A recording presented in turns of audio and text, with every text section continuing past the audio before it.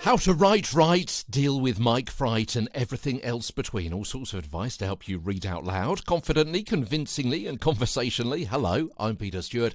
Welcome to today's episode of Get a Better Broadcast Podcast and Voice Over Voice. We're looking, aren't we, at how to look after your voice during the summer, and particularly the problem with pollens and blossoms, those summer allergies, or indeed any other allergies. As I mentioned yesterday, not just pollen, but also could be dog or cat hair, dust, synthetic chemical smells, all sorts of things in the air which lead to tiredness, runny, itchy eyes and nose, blocked nose, scratchy throat, that dry, irritating cough as well.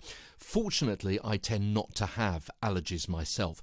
When I was growing up, I did have hay fever, but that kind of petered out in my late teens, early 20s, thank the Lord. But it was really, really difficult for many years, including the years that I was taking school exams, which wasn't terribly helpful. When you feel absolutely rotten and you can barely breathe, I do know what it's like. It is absolutely horrid.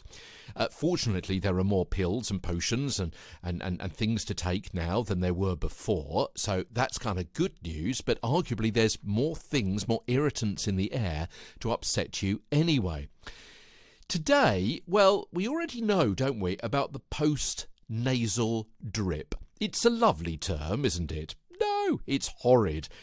It refers to the secretions from your nose and sinuses which can drip into the back of your mouth and down your throat. I mean, think what you do when you have a cold and you're kind of, what can I say, snorting. Yeah, and where that goes and that feeling, that's kind of what post-nasal drip is doing.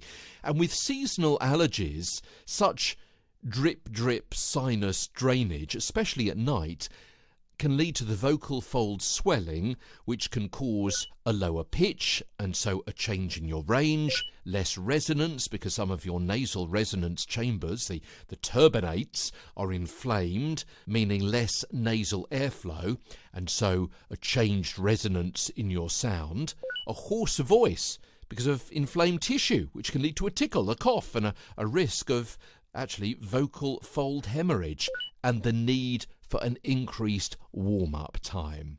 So that's a little bit kind of sidebar on what's happening with your pitch and post-nasal drips. Tomorrow we'll come back and talk more about summer allergies and how you can avoid them or cure them as Get a Better Broadcast Podcast and Voice Over Voice continues. From London, I'm Peter Stewart.